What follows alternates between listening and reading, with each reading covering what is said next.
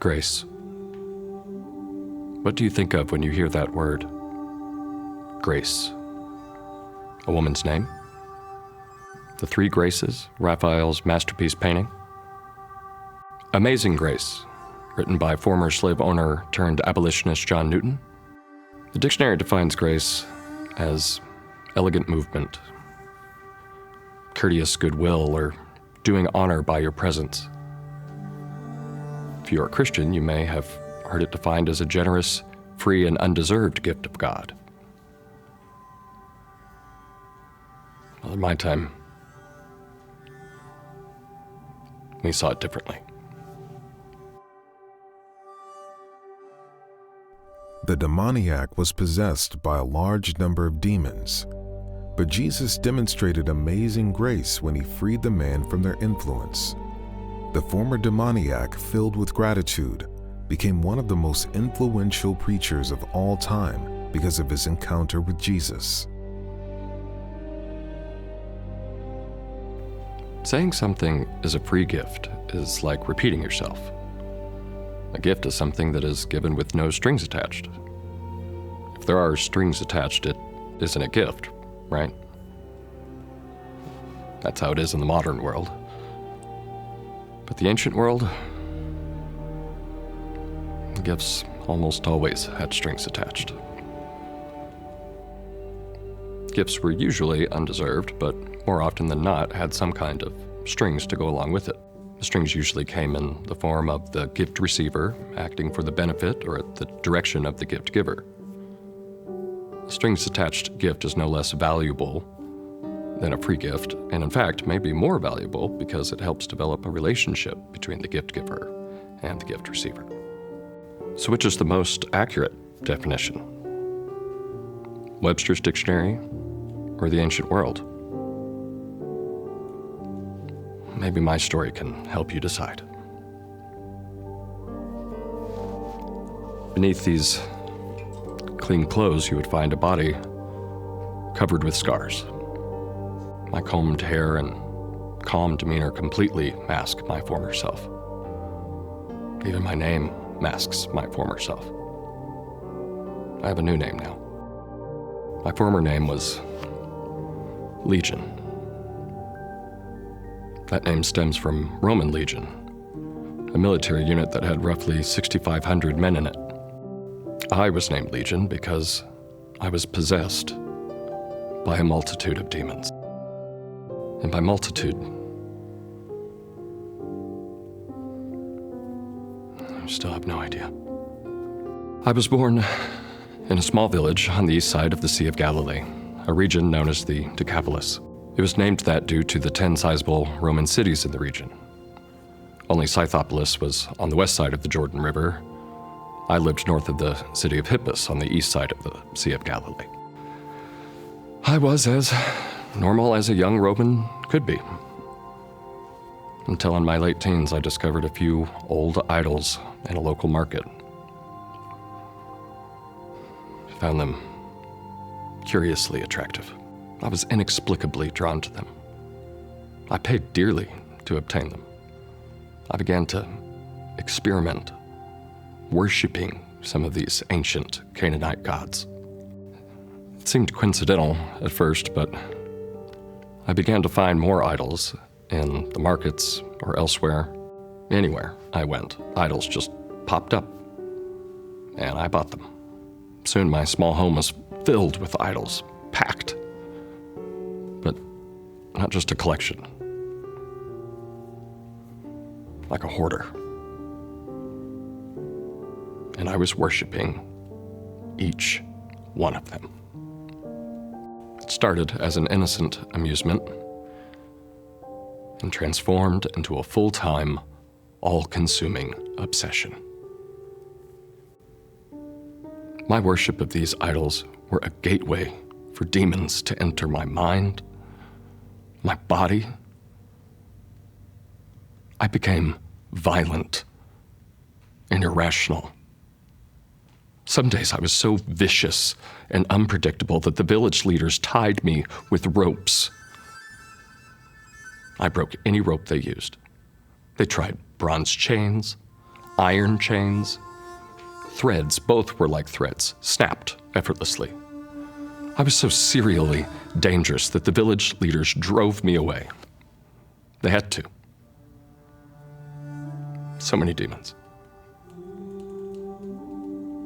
Home. I was driven from my home. I lived in graveyards, caves, in the mountains. I tore my clothes apart so that I was naked, even on the coldest of days. I took sharp stones or pottery shards and cut myself. Gashes. Really? Torture. More accurately. I don't really know. Was the demons? Or me trying to control the demons? And nights. My screams tormented, terrified the people in the villages. One day I was perched on a boulder watching over my hillside domain. Nobody dared trespass my space.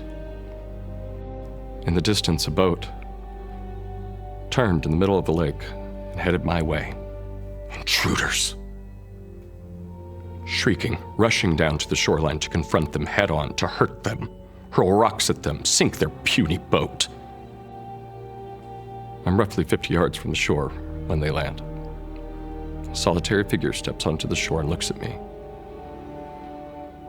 His gaze stops me in my tracks. "What do you want with me, Jesus? Son of the Most High God. In God's name, don't torture me." I'm shouting this.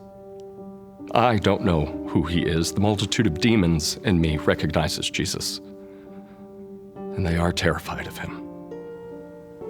A sound like a gigantic waterfall. "What is your name?" Jesus asks. Through my mouth, the demons reply, "Legion, for there are many of us. I beg you not to send us far away. Send us into that herd of pigs." Pigs. A couple thousand pigs in a nearby herd, just nearby, grazing. He sends the demons into the pigs. Jesus chooses to grant their request. The pigs run off the cliff, drown in the Sea of Galilee. The people of the town hear of the commotion. They rush to see me, sitting, peaceful, fully clothed, and they see the pigs floating. 2,000 dead pigs. With that combination of bizarre circumstances, they're overcome with fear.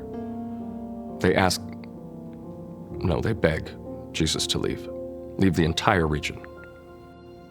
And he honors their request. Jesus gets right into that boat. I cling to him, begging him, "Let me go with you." You have no idea how desperately I wanted to go.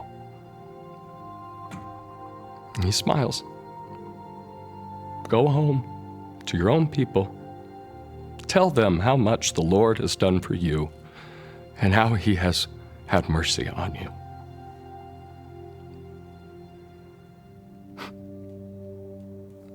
Stopped in my tracks again by the same man.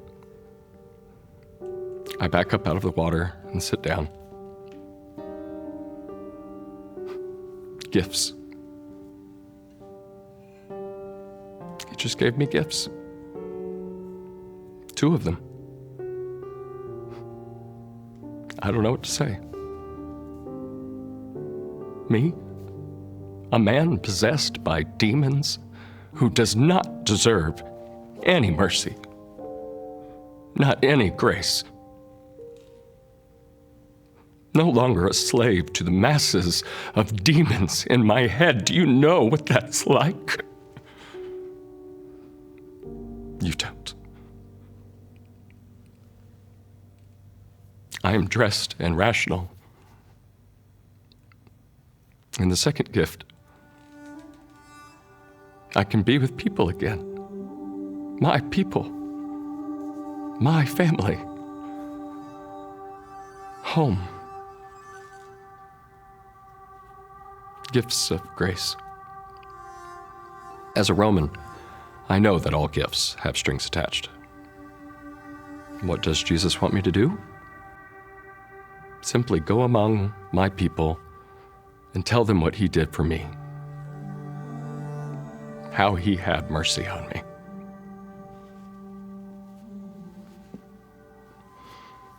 So I do. I go throughout the entire 10-city region, tell everyone who will listen what Jesus did for me. People who read my story in the Bible believe that this is the end of my story. There's another ending.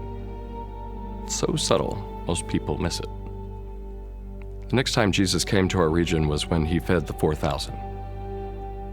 Instead of telling him to go away, this time, the crowds welcomed him. Couldn't wait to be with him. Why the difference? Some people speculate it was because of me. Because of me telling the people about what Jesus had done for me. About his grace to me. The Apostle Paul tells Christians that they are saved by grace through faith. Salvation.